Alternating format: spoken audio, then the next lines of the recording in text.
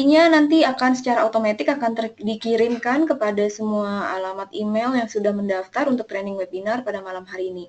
Dan mohon kepada Bapak dan Ibu semuanya, kemungkinan apabila memang ada gangguan teknis, semisal tidak muncul gambar ataupun suara ada yang terganggu, mohon segera diinformasikan saja yang sudah punya WhatsApp saya,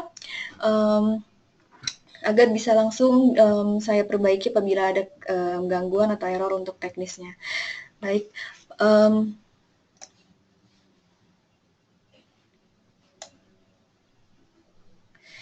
ya, langsung saja kita membahas mengenai kesehatan tulang maupun juga sendi. Memang hal ini kedengarannya sepele ya, karena memang jarang sekali kita bisa sensitif atau merasakan kira-kira ada permasalahan atau tidak dengan tulang biasanya. Tapi kalau sendi ini pada umumnya orang bisa merasakan kalau memang ada kesalahan pada sendinya. Nah, tetapi kira-kira apa sih yang harus dilakukan untuk bisa mendeteksi dini ataupun menangani dan juga melakukan terapi praktis terhadap diri sendiri terlebih dahulu?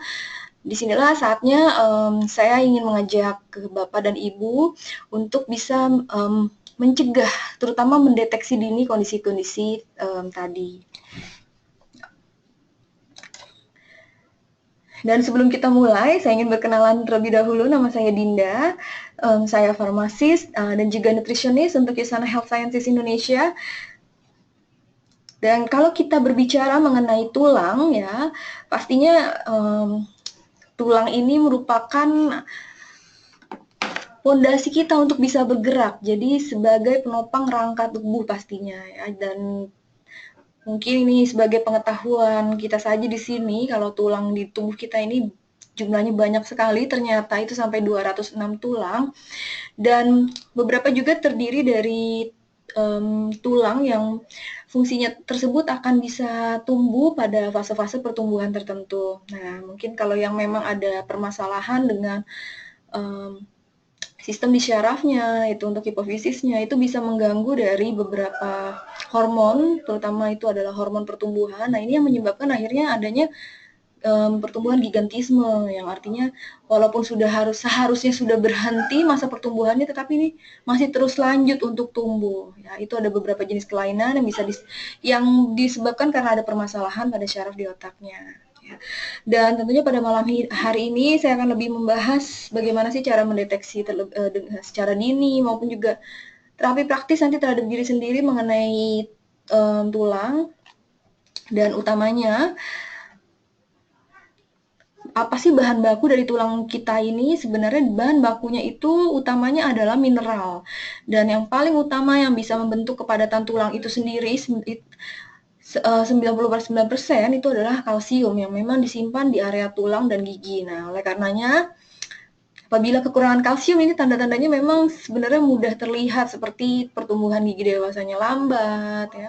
Kemudian juga mungkin jadinya lebih mudah lepas giginya yang seperti itu, dan beberapa hal lainnya yang sepertinya belum jarang sekali atau mungkin kurang diperhatikan, yang nanti akan saya bahas lebih lanjut mengenai gejala-gejala yang bisa terlihat untuk kondisi osteoporosis atau pengeroposan tulang.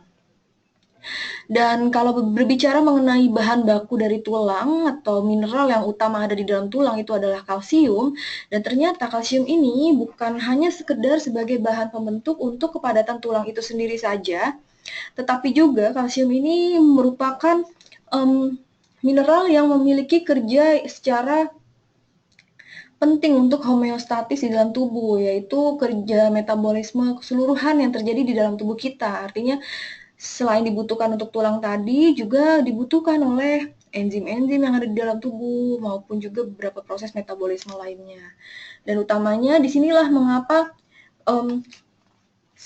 kalau tidak kita cukupi kebutuhan kalsium dari luar, nantinya tubuh akan mengambil kalsium dari bank tulang, yaitu yang berada di tulang-tulang yang masih sehat. Ini akhirnya bisa menyebabkan osteoporosis atau pengeroposan terhadap tulang. Jadi intinya, mungkin kalau kita khawatir tambah suplemen kalsium, wow, bisa-bisa kelebihan kalsium. Nah, sebenarnya memang kalau dari penelitian yang ada itu tidak ada pernah kata kita itu cukup simpanan kalsium. di bank tulang tadi. Kenapa? Karena pada saat kita berpikir pun, itu tubuh kita akan membutuhkan kalsium. Makanya kebanyakan orang yang misalnya kurang tidur, itu juga resiko pengeroposan tulangnya akan lebih besar karena banyak sekali kalsium yang terbuang. Apa saja sih yang mempengaruhi dari kepadatan kalsium di dalam tubuh kita terhadap jumlah kalsium yang ada di dalam tubuh kita? Ini salah satunya memang adalah dari faktor usia. Jadi dari setiap tahapan usia tersebut di Indonesia pun sudah ada perhitungan angka kecukupan gizi untuk kebutuhan kalsium setiap usia. Di sini dari usia anak-anak sampai dengan usia lanjut itu akan membutuhkan jumlah kalsium yang berbeda-beda. Contohnya untuk anak-anak, kebutuhan kalsiumnya itu masuk di area sekitar 800 mg. Nah, begitu masuk usia remaja, itu kebutuhan kalsiumnya yang paling tinggi, bahkan lebih tinggi dibandingkan pada saat usia dewasa. Nanti pada masuk usia dewasa akan turun lagi, itu sekitar, kalau sekarang dari labeling di Badan POM sendiri 1100 mg per hari. Kemudian nanti masuk usia lanjut akan kurang lebih akan mirip dengan kebutuhan dari orang dewasa. Bahkan ini tergantung dari kebutuhan juga.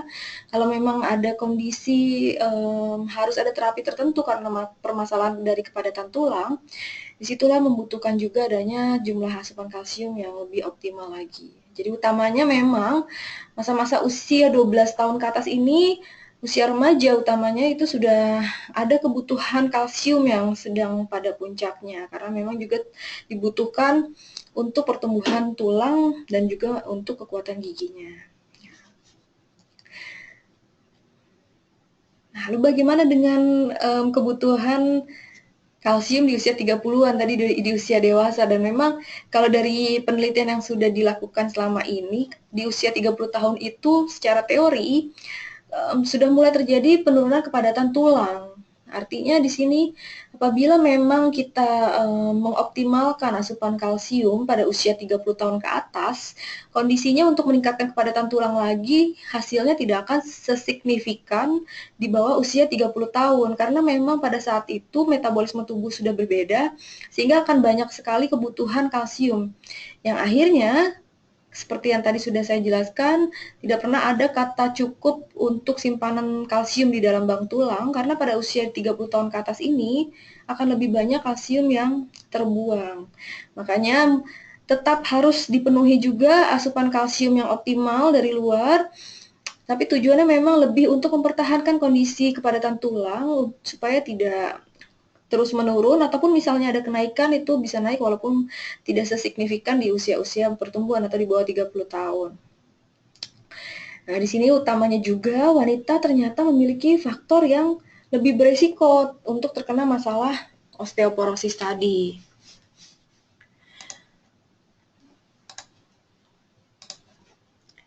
Dan kenapa kalau perempuan ini lebih beresiko terkena masalah osteoporosis? Dan utamanya memang disebabkan karena adanya faktor dari hormonal. Jadi kalau perempuan ini punya resiko lebih tinggi dikarenakan adanya dari hormon estrogen tersebut yang apabila memang jumlahnya menurun utamanya pada saat usia-usia menopause, hal tersebut akan mempengaruhi dari pembuangan kalsium di dalam tubuh dan juga pada penyerapannya itu akan menurun. Nah, disinilah yang menyebabkan kondisinya yang terjadi kalau perempuan ini diharapkan memang asupan kalsiumnya bisa optimal dan jangan menambah asupan zat-zat yang bersifat sebagai anti nutrisi atau anti gizi karena akan banyak membuang kalsium di dalam tubuh.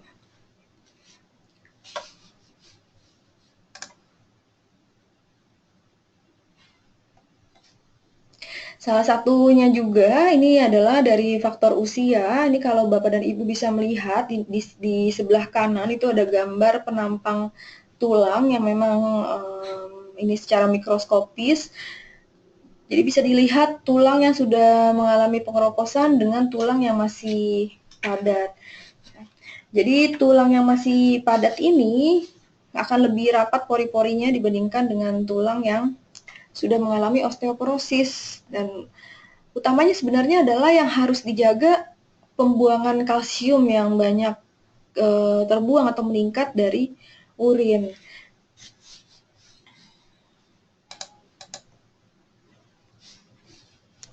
Tadi kalau berbicara bahwa perempuan itu banyak sekali juga terkena masalah osteoporosis, ternyata laki-laki juga sama, lebih dari biasanya dari pola hidup kalau dari laki-laki sendiri. Jadi kalau perempuan ini permasalahannya memang karena faktor hormonal yang utamanya adalah estrogen tadi. Jadi pada saat kondisi tubuh wanita itu mengalami penurunan estrogen pada saat menopause, ini akan mempengaruhi hormon utamanya adalah dari area kelenjar tiroid, ini ada hormon paratiroid, ini akan pada saat estrogen di tubuh kita untuk wanita itu optimal, ini yang akan bisa mencegah kondisi osteoporosis. Nah, begitu estrogen yang menurun, kondisi tersebut akhirnya tidak bisa menjaga keseimbangan hormon paratiroidnya dan akhirnya ujung-ujungnya adalah tadi terbuang melalui urin. Nah, inilah yang harus dijaga memang dan juga utamanya beberapa jenis makanan sehari-hari seperti kopi, teh yang berlebihan ya, soda, rokok dan juga alkohol. Ini adalah beberapa makanan-makanan yang bisa mengganggu utamanya membuang simpanan kalsium di dalam tubuh. Nah, kebutuhan rata-rata kalsium harian ini memang idealnya adalah 1000 sampai dengan 1300 mg. Ini kalau dirata-ratakan dari semua tahap usia. Di sini nanti bisa kita hitung utamanya kira-kira berapa sih kebutuhan yang dari makanan dan juga berapa yang sisanya bisa kita dapatkan dari suplementasi ya.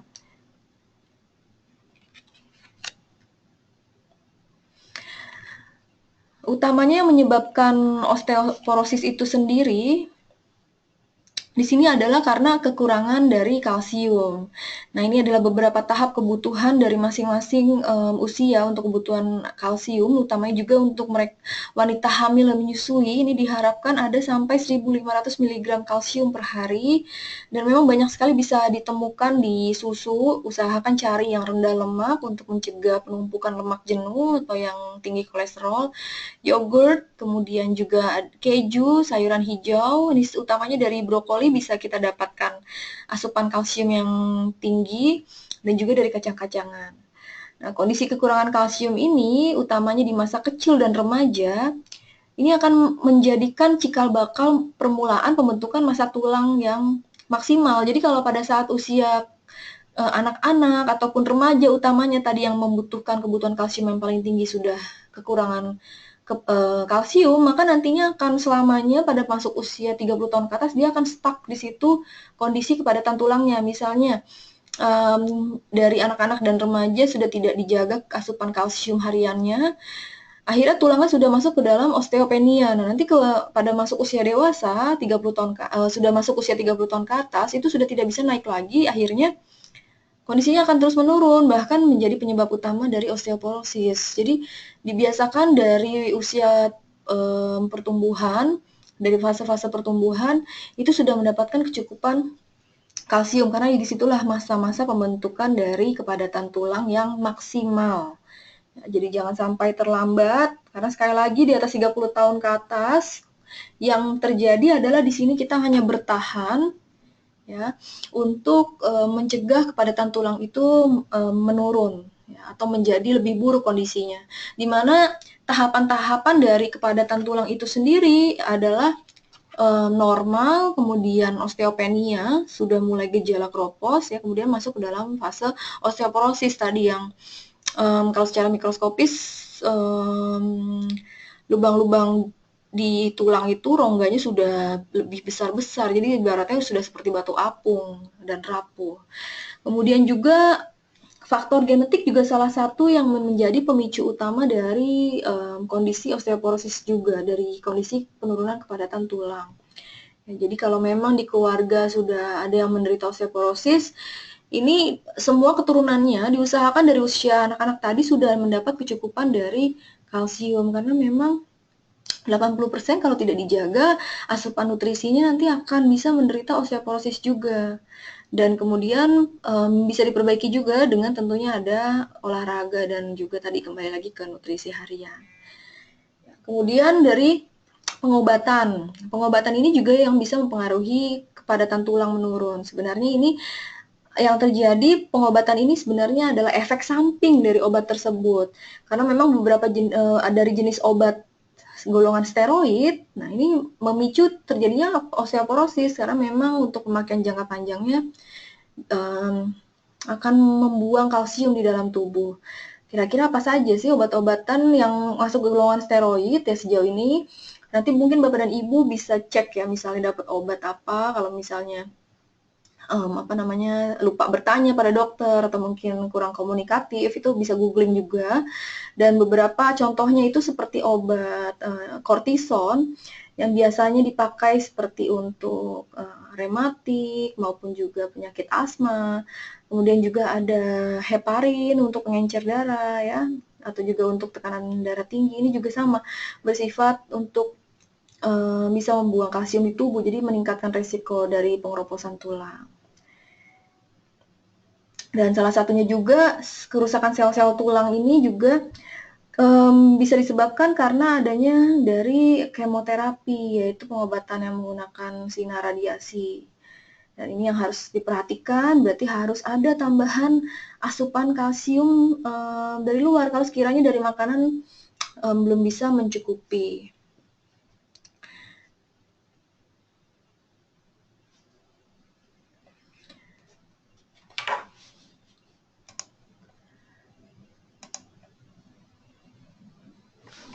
Oke, beberapa faktor lainnya ya. Tentunya dibutuhkan juga asupan kalsium yang optimal ini membutuhkan juga formula yang tepat dengan adanya pendamping dari beberapa mineral lainnya. Karena kalsium apabila tidak ada pembawanya itu akan sulit untuk bisa disimpan di dalam tulang dan gigi. Ya, makanya mungkin nanti akan dibahas lebih lanjut juga bagaimana kira-kira health issue gitu ya, karena asupan suplementasi atau kalsium yang berasal dari luar ya, dari luar makanan gitu. Kemudian beberapa hal lainnya tadi sudah saya sebutkan juga, yaitu kopi. Nah, hati-hati yang hobi ngopi itu usahakan tidak lebih dari 4 cangkir sehari, karena di dalam kopi, kemudian di dalam teh, soda, ini merupakan zat-zat anti gizi. Jadi bisa menimbulkan pengeroposan tulang di dalam tubuh. Hati-hati ya. Jadi 4 cangkir saja sehari. Ya, jadi kalau yang hitungannya sudah pakai mak itu berarti satu hari hanya cukup 1 mak itu saja untuk kopinya. Kemudian juga beberapa jenis gangguan fisiologi. Nah, ini yang terjadi biasanya ada masalah penyakit di ususnya, kemudian atau di liver maupun pankreas. Biasanya hal ini terjadi karena gaya hidup. Ya, jadi penyerapan untuk kalsiumnya agak sulit. Ini biasanya juga dari gaya hidup maupun jadi pembuangan kalsium di tubuhnya akan lebih besar. Bisa disebabkan oleh alkohol. Jadi hati-hati yang terbiasa untuk minum alkohol dan juga rokok. Ini bisa mengurangi penyerapan kalsium karena ada metabolisme yang berbeda untuk orang yang sudah terbiasa mengkonsumsi alkohol maupun rokok terhadap usus areal pencernaan dalam penyerapan nutrisi-nutrisi tertentu, yaitu salah satu contohnya adalah kalsium ya. Hati-hati, jadi zat-zat anti gizi atau anti nutrisi yang sekiranya bisa membuang nutrisi di dalam tubuh tadi jangan berlebihan, jangan dikonsumsi setiap hari, mungkin sekali waktu saja dan sebisa mungkin dihindari. Kemudian juga dari perubahan hormonal. Nah, ini kembali lagi kebanyakan pastinya ini ada yang terjadi adalah pada perempuan tadi karena estrogen. Karena tentunya kalau sudah menurun kadar estrogen, ini yang mengganggu dari penyerapan kalsium itu sendiri.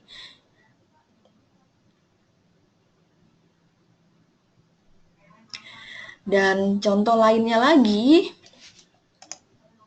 yang menyebabkan kalsium di dalam tubuh ini bisa terbuang, itu adalah dari kurang gerak. Nah, jadi hati-hati. Bukan berarti saya takut keringetan nanti kebuang kalsiumnya juga ya. Kalsium bisa terbuang mungkin lewat di sini salah satunya adalah lewat urin, lewat keringat, tapi bukan berarti dengan supaya tidak terbuang lewat keringat terus tidak berolahraga. Itu salah sekali karena memang dengan olahraga ini maka tulang akan bisa dirangsang untuk bisa meningkatkan kepadatannya itu sendiri. Jadi tentunya nantinya dalam jangka panjang yang akan terjadi penurunan massa tulang. Kemudian juga yang dibutuhkan tadi salah satunya dalam penyerapan kalsium di dalam tubuh itu adalah vitamin D. Nah, ini adalah salah satu juga yang menyebabkan kondisi pengeroposan tulang kalau kita kekurangan dari vitamin D.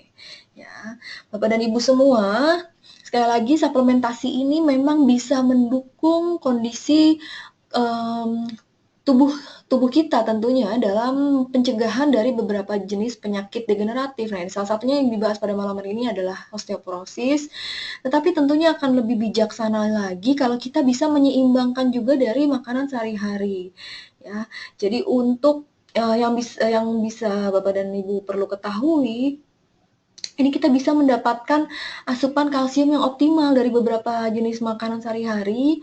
Dan tentunya kalau untuk dari yang jenis sayuran, usahakan jangan sampai terlalu matang atau layu karena itu bisa mengurangi kandungan kalsium yang ada di dalamnya.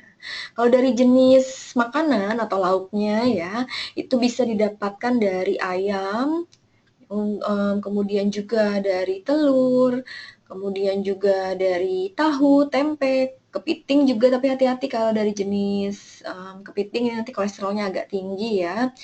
Kemudian bisa juga kita tadi dapatkan dari keju. Kalau untuk dari sayurannya ini banyak juga di dalam pisang, kemudian di kangkung, selada air ya, kemudian di dalam brokoli, kemudian juga sawi, katuk. Kalau yang paling tinggi kandungannya itu ada di dalam bayam ya. Jadi kalau untuk sayuran ini bisa kita dapatkan utamanya ada di dalam bayam. Kalau dari makanan kalsium itu paling tinggi ada di dalam ebi ya atau orang bilang ebi atau rebon kering ya. Ya, terus kemudian juga banyak di dalam teri. Intinya memang banyak sekali di jenis ikan-ikanan yang durinya bisa dimakan. Nah, karena di situ tinggi sekali kandungan kalsium di dalamnya. Hati-hati jangan yang asin ya, Bapak dan Ibu semua. Dan idealnya setidaknya sehari itu kita mendapatkan asupan 1000 mg utamanya kalau untuk perempuan itu jangan sampai kurang dari 1000 mg kalsium per hari. Ini harus bisa diseimbangkan, dihitung-hitung dari makanan sehari-hari, kemudian bisa ditambahkan dari asupan suplementasi. Kemudian beberapa formula lainnya yang bisa membantu penyerapan kalsium di dalam tubuh itu adalah vitamin K dan juga magnesium. Jadi tentunya di sini kalau vitamin K itu sendiri nantinya yang akan bisa menarik kalsium itu dari arteri sehingga bisa mengikat pada tulang. Nah, memang biasanya mungkin kalau ada pro kontra mengenai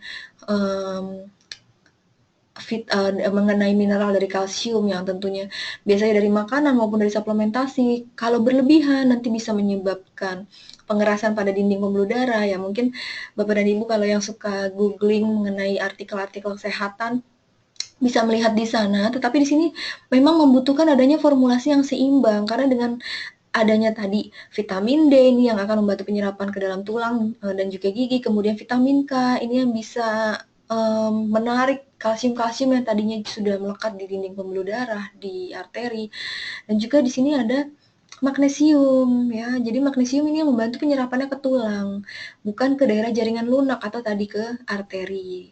Ya, oleh karena jangan sampai salah dalam memilih suplementasi kalsium maupun mengkonsumsi jumlah yang berlebihan dari makanan ya. Karena memang biasanya kalau dari makanan itu juga belum tentu ada keseimbangan yang tepat untuk beberapa vitamin dan juga mineral pendukung lainnya supaya penyerapannya bisa ke tulang dan juga gigi. Nah, disinilah kita membutuhkan keseimbangan dari makanan sehari-hari dan juga dari suplementasi.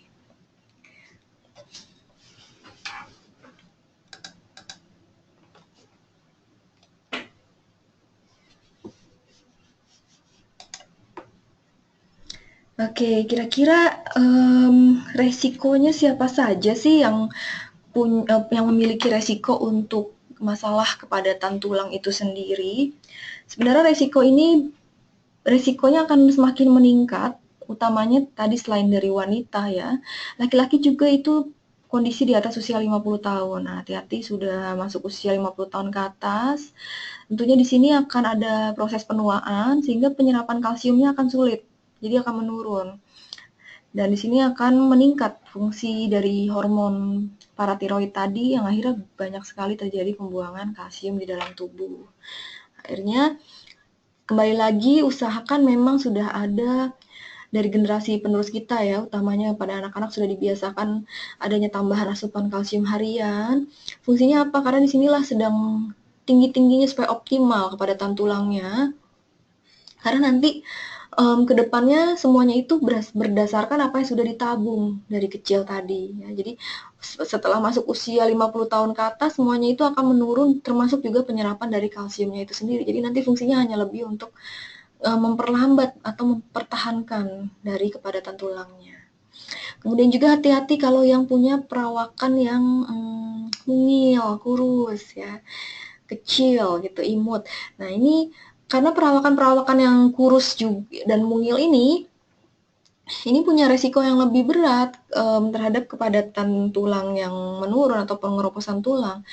Karena tentunya kalau nanti akan saya jelaskan kalau untuk sendi itu olahraganya lebih yang ringan-ringan saja, yang tidak banyak kontak, apa maksudnya tidak high impact gitu ya. Tetapi kalau untuk menjaga kepadatan tulang ini berbeda. Ini akan dibutuhkan adanya beban yang lebih berat gitu ya. Makanya kalau misalnya badannya mungil usahakan sering latihan beban karena apa? Justru di situ pada saat bobot ini berat, jadi kalau tulang yang menyangga ini bobotnya berat ataupun ideal ya, ini akan terangsang tulang tersebut untuk bisa membentuk kepadatan tulang yang lebih baik lagi pada area tersebut. Karena ini utamanya di daerah panggul ya. Karena kalau bobot tubuh ringan, nah maka tulang cenderung ya kurang terbentuk sempurna karena tidak ada rangsangan tadi ya. Jadi beruntunglah kalau misalnya memang ototnya um, optimal ya, besar ya, karena berarti ini secara tidak disadari sebenarnya meningkatkan atau merangsang dari tulang itu sendiri supaya bisa lebih padat untuk menahan bobot yang ada ya. Jadi kalau yang memang badannya mungil ini jangan kecewa karena bisa diperbaiki ataupun dicegah kondisi keropos tulang tersebut dengan olahraga beban. Jadi jangan khawatir kalau untuk perempuan tidak akan menjadi besar juga karena tentunya kita hormonalnya berbeda dengan laki-laki. Jadi aman-aman saja untuk wanita pun untuk melakukan olahraga dengan beban ya untuk meningkatkan kepadatan tulang tadi. Kemudian juga kalau di keluarga tadi sekali lagi punya riwayat osteoporosis, ini hati-hati. Kemudian gaya hidup yang tidak sehat, terlalu sering konsumsi daging merah ya, ini minum alkohol lebih dari 2 sloki per hari, utamanya untuk wanita ya. Kemudian kenapa sih kok daging merah sama minuman bersoda ini kurang bagus untuk menjaga kepadatan tulang karena dua-duanya ini punya kandungan fosfor. Nah, kembali lagi sebenarnya yang bisa membuang kalsium di tubuh itu ya dari hormon paratiroid tadi. Jadi daging, kemudian soda ini bisa merangsang pembentukan hormon paratiroid yang akhirnya nanti banyak sekali yang dilepas kalsium dari dalam darah ya, dari dalam tubuh ya.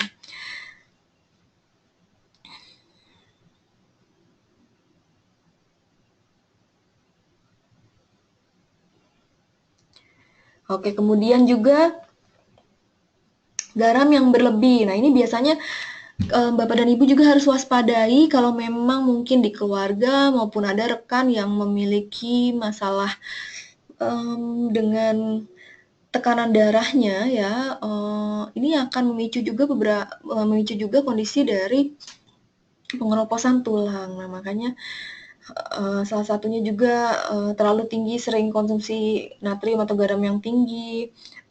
Ini juga sama, akan bisa terjadi kondisi dari pelepasan kalsium dari tulang itu sendiri.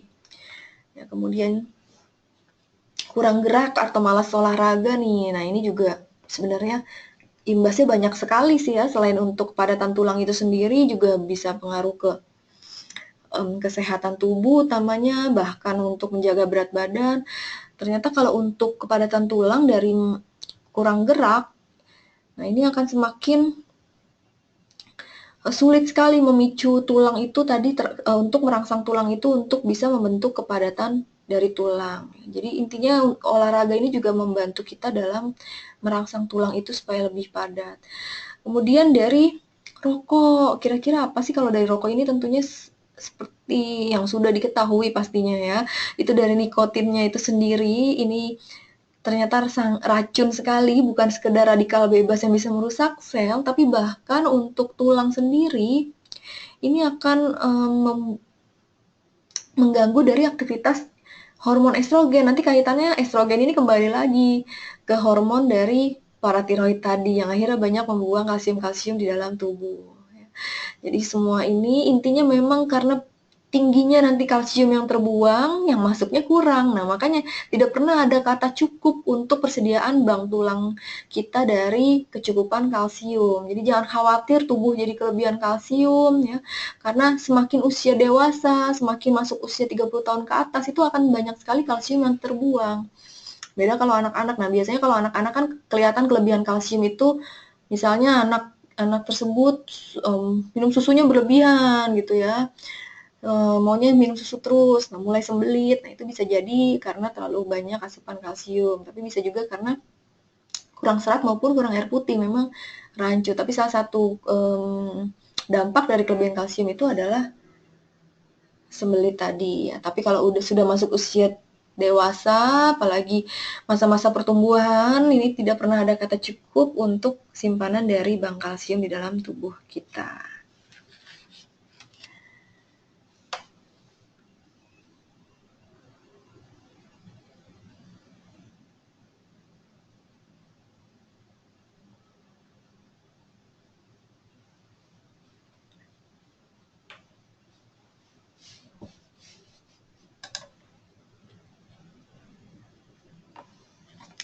Dan faktanya, Bapak dan Ibu semua, dengan adanya tambahan asupan suplementasi kalsium, jadi apabila memang dari makanan sehari-hari tidak bisa mencukupi, ini faktanya ternyata 40% dari orang yang konsumsi kalsium ini bantu untuk meningkatkan kepadatan tulang kita ya. Dan bahkan di sana juga sudah melakukan penelitian terhadap remaja yang memang kondisinya sudah mengalami pengeroposan tulang, dan ini dengan adanya tambahan asupan aktif kalsium itu bisa meningkatkan kepadatan tulangnya lagi. Ini Bapak dan Ibu semua bisa dapatkan, ada di usana.com. Dan di dalam aktif kalsium ini kita sudah mendapatkan kecukupan kebutuhan mineral maupun vitamin untuk menjaga kepadatan dari tulang. Di dalamnya di sini ada dua jenis kalsium, ini ada karbonat dan sitrat. Jadi bukan bentuk oksalat yang bisa menyebabkan batu ginjal ya. Jadi kalsium karbonat dan sitrat ini penyerapannya baik sekali untuk yang bisa disimpan ke dalam tulang dan juga gigi. Ini satu tabletnya kandungannya adalah 200 mg kalsium. Jadi kalau tadi hitungannya, kalau standar AKG-nya itu 1100 mg, berarti kira-kira yang dibutuhkan ini apabila kita konsumsi 4 tablet dari aktif kalsium maupun Calmax Chewable, itu kita dapat 800 mg ya. Dan sisanya jangan lupa itu bisa didapatkan dari susu, rutin harus minum susu, cari yang rendah lemak ya Bapak dan Ibu semuanya. Kemudian juga bisa tambahannya dari teri ya. Tapi cari ya jangan yang asin ya, supaya tidak terbuang juga tadi kan, kembali lagi terlalu tinggi asupan garam, nanti kalsium banyak yang terbuang. Jadi cari jangan yang teri asin ya. Kemudian juga ini fungsi lain dari kalsium di dalam tubuh kita, itu salah satunya juga untuk relaksasi. Ya, jadi kalsium ini bukan sekedar untuk kepadatan tulang saja, sebenarnya untuk kebutuhan metabolisme di dalam tubuh, dan utamanya salah satunya adalah juga untuk bantu supaya memudahkan tidur. Kembali lagi, ini bukan obat tetapi suplementasi. Jadi kalau mereka yang mungkin sudah punya masalah dengan gangguan tidur, tentunya apalagi yang sudah menggunakan obat-obat tidur, responnya akan berbeda dari mereka yang mungkin masalah tidurnya ini hanya ringan saja, yang selama itu belum ada kontak atau menggunakan obat-obat tidur ya. Kalaupun misalnya ingin digunakan untuk membantu terapi supaya lebih berkualitas tidurnya, ini tentunya harus continue atau dalam jangka panjang ya. Oke, dan kalsium karbonat dan juga sitrat ini setelah diteliti ini dari farmakokinetiknya atau dari zat aktif yang ada di dalamnya ini, ternyata yang paling optimal dari segi bioavailabilitasnya, yaitu ketersediaan zat aktifnya di dalam darah. Artinya penyerapan di dalam tubuhnya itu sangat tinggi ya, baik ya. Kalmak chewable di sini bedanya untuk aktif kalsium dan kalmak chewable. Di dalam kalmak chewable tidak ada vitamin K, jadi bisa dikonsumsi untuk mereka yang menggunakan obat-obatan pengencer darah itu seperti warfarin, clopidogrel ya. Tapi kalau yang pakai NSAID untuk pengencer darahnya seperti thromboaspilate, ini salah satu merek saja saya sebut ya. Contoh-contohnya yang menggunakan zat aktif asetosal itu seperti aspirin juga. Ini aman-aman saja untuk konsumsi kandungan vitamin K di dalamnya. Dan sekali lagi tidak semua juga yang pakai warfarin maupun clopidogrel ini harus menghindari vitamin K sama sekali ya. Kadang-kadang memang semuanya juga harus dalam monitoring dokternya atau ada konsultasi dengan dokternya, kira-kira idealnya berapa miligram sih asupan kalsium, vitamin K yang bisa dikonsumsi kalau sudah pakai obat pengencer darah golongan warfarin maupun clopidogrel tadi ya. Karena memang mekanisme kerja dari obat tersebut dia ngeblok dari vitamin K. Jadi dikhawatirkan kalau vitamin K-nya berlebih di dalam tubuh nanti akan menurun kerja dari warfarin tadi. Nah, jadi sekiranya kalsium maupun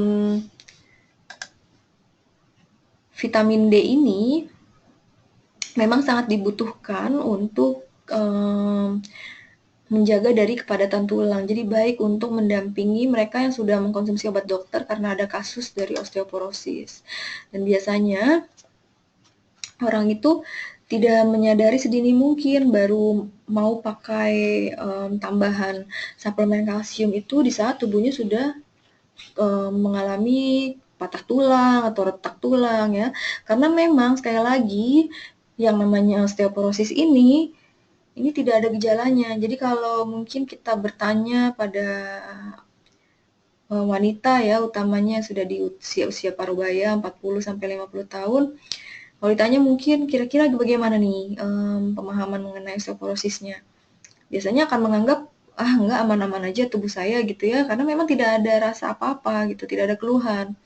Tapi ada juga yang memang sudah menyadari akan kepentingan atau kondisi yang terjadi pada usia-usia tersebut. Nah, ini diperlukan untuk berjaga-jaga. Jadi sebenarnya siapapun itu idealnya kebutuhan kalsium ini sebagai kebutuhan dasar karena sangat diperlukan sekali untuk mencegah kondisi tadi patah tulang ya atau pengeroposan tulang di usia-usia parubaya tersebut.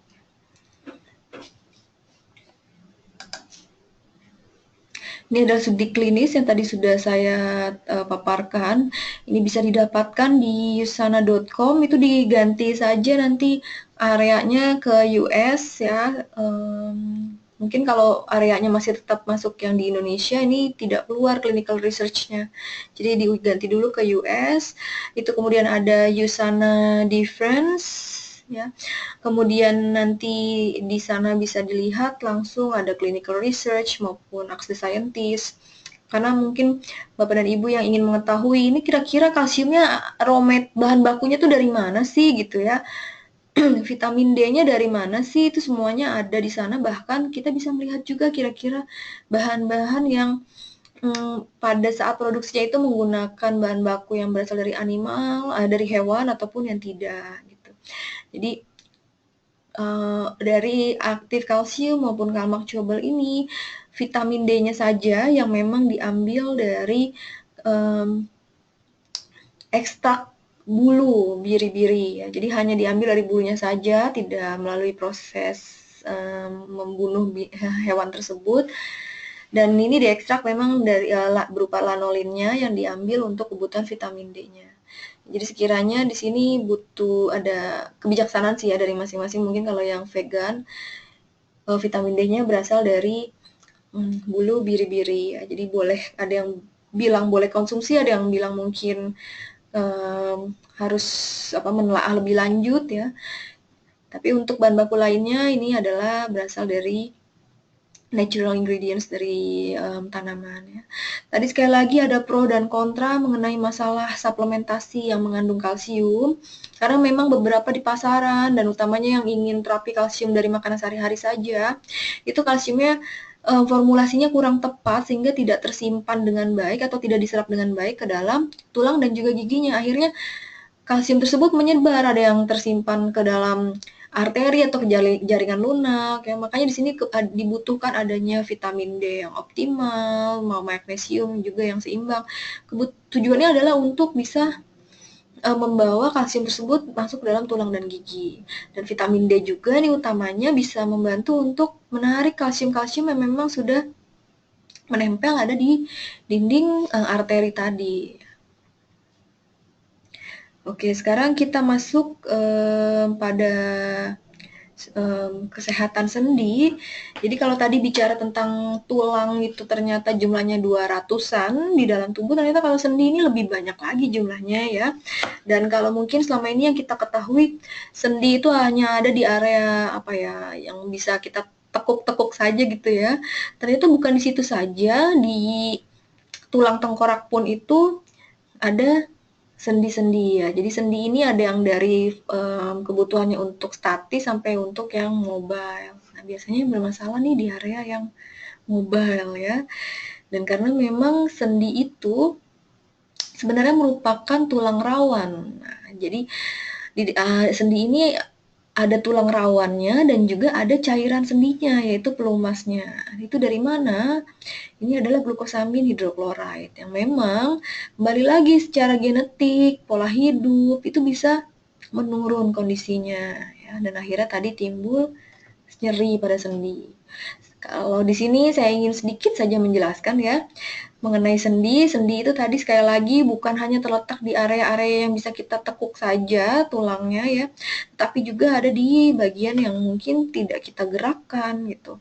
Jadi di sini untuk sendi-sendi fibrosa lebih pada persendian yang setengah pergerakannya gitu ya. Kemudian nanti kalau untuk kalau fibrosa ini lebih ke persendian yang tidak bergerak, kemudian cartilaginosa ini yang lebih ke di pertengahan, kemudian ke sinovial ini lebih ke yang mudah digerakkan ya. Kembali lagi semuanya itu terdiri dari tulang rawan dan juga ada cairan sendinya. Jadi dari persendian ini, kalau gambarannya dari yang paling bisa digerakkan sampai yang statis, itu adalah persendian dari fibrosa, kemudian yang paling mudah digerakkan ini adalah sinovial. Ini kalau bisa kita lihat, sinovial adanya di area mana saja, ada di siku ya, kemudian juga ada di area lutut. Dan perbedaannya kalau dengan osteoporosis, osteoartritis atau sendi ini memang lebih mudah dirasakan. Jadi biasanya kalau naik tangga sudah mulai nyeri. Ini karena kondisinya bisa kita lihat kalau yang normal itu tulang antara tulang dengan tulangnya tidak menyatu. Artinya di situ ada lapisan lagi tulang rawannya dan juga cairan sendinya. Tapi kalau sudah mulai ada kerusakan, tulang dan tulangnya ketemu. Nah, kondisinya akan nyeri hebat.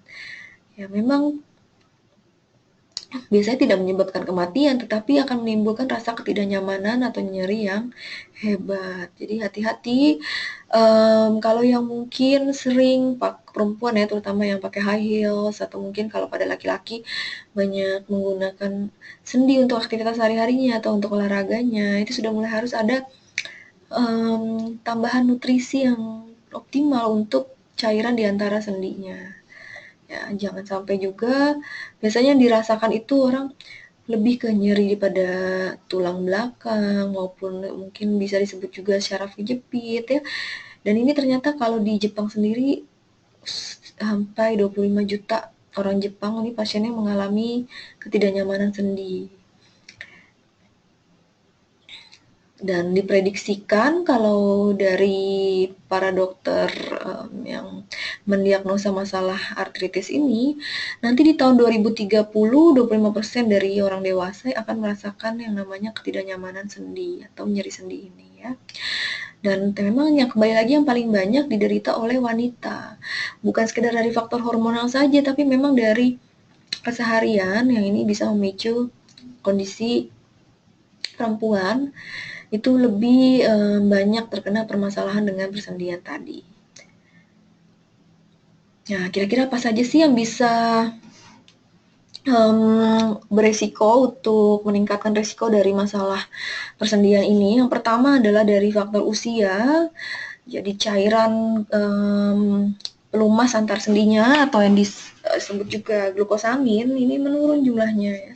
Kemudian juga dari berat badan, kemudian cedera sendi sampai otot yang lemah, ini juga bisa menimbulkan resiko dari masalah persendian. Jadi rata-rata kalau untuk usia lanjut nih hati-hati di usia 60-an. Tapi biasanya kalau yang punya faktor resiko dari genetik itu umur 40-an juga sudah mulai berasa ya, hati-hati. Di sini sudah mulai harus ada tambahan glukosamin hidroklorid dari suplementasi. Kemudian juga dari faktor berat badan. Kalau tadi berat badan yang mungil ya, yang kecil, itu resikonya kena osteoporosis. Tapi ternyata kalau kegemukan, obesitas, resikonya ke persendian, makanya butuh yang ideal ya. Nah, di sini kalau untuk obesitas, ini memang harus diturunkan karena tentunya akan meningkatkan tekanan di antara tulang tadi untuk menekan sendi, terutama di area lutut ya. Makanya biasanya yang langsung berasa itu adalah persendian di area lutut untuk masalah osteoartritis. Dan juga mungkin mereka ya bisa pada usia remaja atau sampai dewasa muda lebih ke masalah cedera sendi itu untuk dari olahraga ya, atau dari aktivitas sehari-hari yang banyak menggunakan sendi. Jadi kira-kira yang harus dirubah pertama masalah berat badan ini tidak bisa ditawar lagi kalau punya masalah persendian karena dari berat badan ini ternyata setengah kilo dari penurunan berat badan saja itu sudah bisa mengurangi tekanan sendinya sampai 2 kilogram, ya, utamanya pada lutut. Dan kalau untuk membantu dalam tadi kalau untuk kepadatan tulang lebih merangsang tulang supaya bisa meningkat massa tulangnya, supaya bisa meningkat kepadatan tulang. Tapi kalau untuk masalah sendi, ini lebih supaya lebih lentur ya joinnya atau sendinya, itu dengan olahraga-olahraga yang low impact. Jadi lebih ke berenang, jalan dan sepeda. Kalau nggak bisa berenang, usahakan ya jalan saja di kolam renang. Nah, ini bisa membantu dari kelenturan di persendiannya. Ya, terutama juga yang punya masalah dengan syaraf kejepit, ini harus sabar ya, karena memang tidak bisa sesingkat itu terapinya. Salah satunya harus rutin juga yang namanya berenang atau jalan di kolam renang tersebut, itu 3 kali seminggu. Dan juga tentunya dengan olahraga yang bisa menguatkan otot dari tungkai dan juga stretching. Ya, ini lebih seperti yoga. Ya. Kalau dari makanan sehari-hari, masalah sendi ini adalah dengan membatasi asupan gula. Semua yang manis-manis ini harus bisa dibatasi. Ya.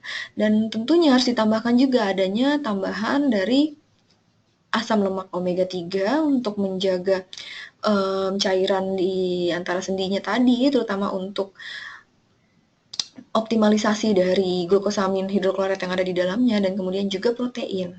Ya, ini harus bisa kita dapatkan kecukupan dari protein. Mikronutrisi lainnya yang bisa bermanfaat itu adalah dari glukosamin utamanya yang bisa memberikan cairan antara sendi, kemudian vitamin D, C ini fungsinya nanti bisa membantu meningkatkan penyerapan dari glukosamin itu sendiri. Kemudian mangan dan kunyit nih utamanya orang-orang yang punya masalah dengan persendian itu pasti akan nyeri hebat. Nah, di sini dibutuhkan adanya antiinflamasi dan juga anti nyeri ya. Anti peradangan dan juga anti nyeri. Kalau menurut Dr. Heather ya, Heather Ini merupakan clinical associate professor. Ternyata kalau dengan adanya kecukupan dari glukosamin maupun juga ada vitamin C dan juga mangan dan utamanya juga ada tambahan kunyit, ini bisa membantu permasalahan dari ketidaknyamanan sendi tadi. Jadi kenapa sih kok ini nanti saya akan membahas lebih lanjut. Kenapa sih kalau di dalam prokosa kita ya tidak ada tambahan kondroitin? Ya karena sebenarnya glukosamin dan kunyit tersendiri tersebut juga nanti kondroitin itu di dalam tubuh nanti dia akan dipecah lagi juga ujung-ujungnya menjadi glukosamin. Jadi di sini dirasa dari penelitian yang ada untuk para saintis yang ada di sana itu tidak ada perbedaan atau tidak ada hasil yang lebih baik dengan adanya penambahan kondroitin karena akan lebih optimal yang murni bentuknya sudah berupa glukosamin. Ini penyerapannya akan lebih bagus sehingga tentunya nanti akan bisa memberikan efektivitas yang lebih baik juga pada persendian. Jadi kalau bisa kita bedakan di sini antara masalah tulang dengan sendi, sekali lagi, kalau osteoporosis ini lebih kepada padatan tulang. Jadi tulangnya sudah terlihat ini lebih seperti sarang lebah kalau yang sudah mengalami osteoporosis. Kemudian kalau osteoartritis, tulangnya ketemu tulang.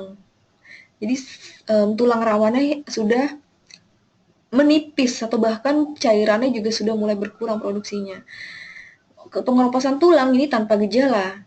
Sedangkan kalau nyeri sendi atau osteoartritis ini ya langsung berasa nyeri ya, lebih nggak nyaman juga bisa berasa kaku untuk persendiannya. Penyebabnya lebih kekurangan kalsium untuk kepadatan tulang. Kalau osteoartritis lebih pada kekurangan glukosamin di dalam tubuh. Jadi produksinya sudah tidak seperti dulu lagi. Kemudian juga yang terjadi untuk osteoporosis lebih seperti nanti tinggi badannya atau menyusut atau tulangnya tidak bisa menopang dengan baik lagi. Jadi bisa bungkuk ya. Kemudian patah tulang. Kalau untuk osteoartritis ya tadi kembali lagi nyerinya hebat sekali sehingga bisa mengganggu aktivitas sehari-hari. Jadi apalagi usia-usia produktif ini sangat mengganggu sekali untuk bisa beraktivitas sehari-hari. Nah, kira-kira yang dibutuhkan juga salah satunya itu adalah kalsium. Makanya idealnya kalau misalnya ada masalah dengan nyeri sendi, ini juga dibarengi juga dengan adanya tambahan asupan kalsium ya. Kemudian juga tambahan lainnya yaitu adalah dengan utamanya dari glukosamin hidrochloride. Karena di dalam glukosamin hidrochloride inilah yang nantinya bisa memberikan cairan di antara sendi tadi. Dan sekali lagi di sini dibutuhkan adanya tambahan untuk anti nyerinya yaitu dari merifa ini untuk dari ekstrak kunyit. Satu lagi yang bisa membantu dalam masalah sendi yaitu adalah dengan omega 3. Dan ini bisa kita dapatkan dari Biomega. Di dalam Biomega ini sudah ada 600 mg omega 3 dan totalnya untuk minyak ikannya itu sendiri adalah 1000 mg. Ini sumbernya kita dapatkan dari ikan sarden dan juga ikan anchovy.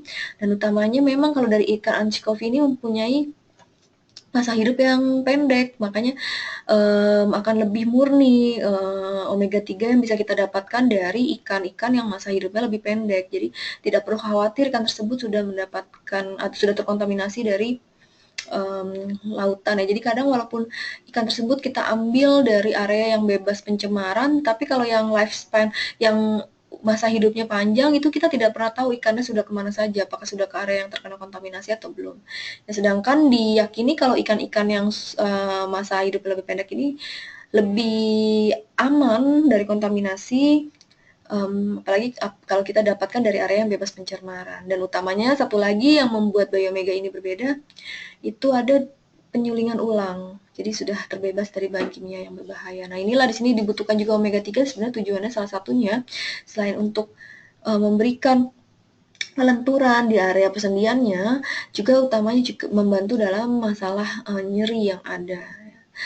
Nah, untuk fungsi lainnya dari Prokosa maupun Biomega ini juga bisa menurunkan simptom ya atau gejala dari permasalahan karena yang disebabkan dari asam urat atau uric acid. Jadi Mungkin kita memang belum memiliki bahan-bahan yang bisa membantu menurunkan kadar purin di dalam tubuh, tetapi untuk gejalanya ini bisa ditekan dengan Biomega maupun Prokosa, dan untuk membantu dalam menurunkan purinnya berarti harus dihindari kira-kira makanan yang purinnya tinggi dan perbanyak dulu asupan air putih ya. Ini adalah sertifikasi yang ada untuk Yusana.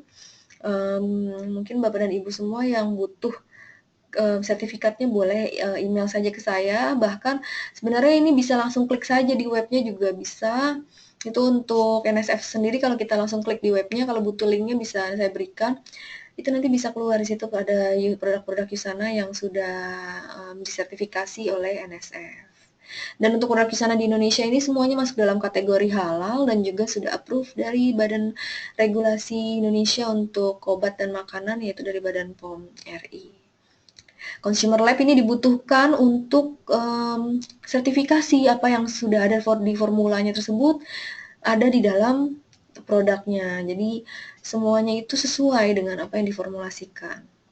Bahkan juga Yusana sangat aman sekali digunakan untuk para atlet, dan di Indonesia sendiri ini kita sudah punya 7 atlet ya tambahannya yang terbaru. Kita ada 1 atlet lagi ini dari petinju ya, ini yang sudah gelarnya juga sudah internasional Bapak dan Ibu semua. Ini kalau saya agak kurang ngerti sih sama tinju ya, tapi mungkin bapak-bapaknya ya yang suka nonton tinju. Ini pendatang baru untuk atlet kita itu adalah Thibaut Monabesa. Ya, kalau untuk dunia ini coba saya cari tahu dulu. Ini sudah mendapatkan WBC International Silver ya. Nah, kalau ada yang bertanya WBC International Silver itu apa, mungkin kaum laki-laki ya yang lebih tahu ya, yang suka tinju. Jadi merupakan salah satu atlet kebanggaan di Indonesia yang sudah merancah ke dunia internasional untuk olahraga tinju. Ya, ini salah satu atlet terbaru. Untuk atlet lainnya, 6 yang lainnya, ini ada Dede Herawati untuk atlet gawang, kemudian juga ada atlet sepeda gunung, ini ada Kusmawati Yazid, kemudian juga ada atlet sepeda ini Rohmat Nugraha, dan juga ada Santia, kemudian juga ada atlet legendaris ya, senior kita ya, yang Bapak dan Ibu juga mungkin semua di sini sudah mengetahui, pemenang Olimpiade Dunia, yaitu Hendra Gunawan dan juga Markis Kido ya. Dan nanti berikutnya mungkin akan ada atlet-atlet untuk di tahun 2017 ya. Nanti atlet-atlet ini memang tentunya mereka tidak dibayar oleh Yusana, tapi kita support produk ke mereka, dan mereka merasakan sekali bahwa dengan adanya produk Yusana ini memberikan manfaat yang baik untuk kesehatan tubuh, karena tentunya para atlet ini memiliki aktivitas fisik yang hebat, maksudnya yang latihannya keras sekali. Nah, di sini diperlukan adanya stamina yang baik ya. Makanya tentunya kebutuhan nutrisi dari atlet berbeda dengan yang bukan atlet ya, yang aktivitasnya tidak setinggi mereka. Jadi memang tidak ada kata overdosis dari kebutuhan suplementasi, tapi setidaknya untuk bijaksananya kebutuhan dosis dari suplementasi yang ada ini disesuaikan dari masing-masing individu. Jadi apabila memang ditujukan untuk membantu terapi dari dokternya, itu jangan khawatir apabila diberikan jumlah yang lebih banyak dibandingkan dosis yang disarankan di label.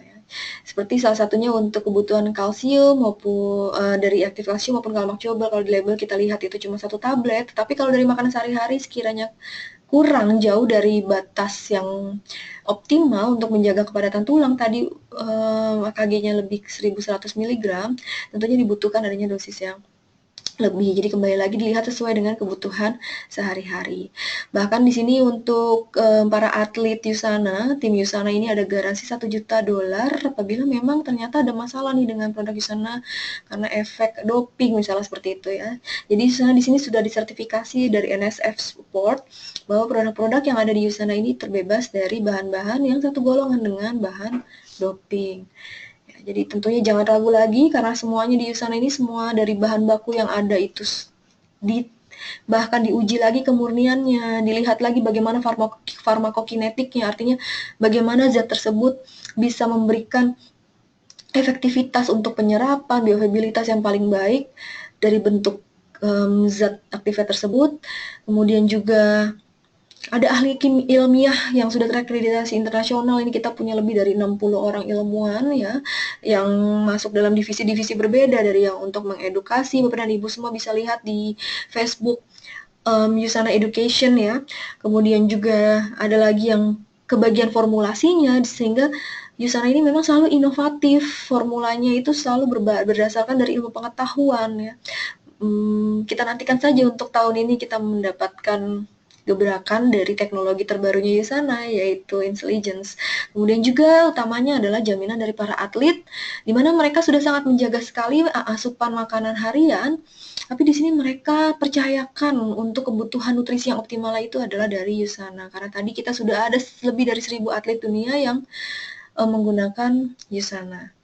Nah, jadi dari 11 produk yang sudah ada, ini masih produk yang lama, tentunya diharapkan bisa memenuhi kebutuhan suplementasi maupun nutrisi harian yang optimal, sehingga nantinya ke depannya kita bisa terus sehat, bisa menekan resiko dari terkena penyakit degeneratif kronis yang tentunya harus dibarengi sekali lagi dengan pola hidup yang sehat.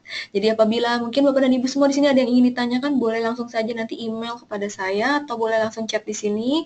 Dan pastinya nanti Bapak dan Ibu bisa akan menerima link Dropbox untuk yang sudah mendaftar untuk training pada malam hari ini, yang bisa langsung Bapak dan Ibu download. Jadi harus sudah punya aplikasi Dropbox terlebih dahulu, dan idealnya memang tidak bisa dibuka di handphone, harus melalui laptop atau PC-nya ya.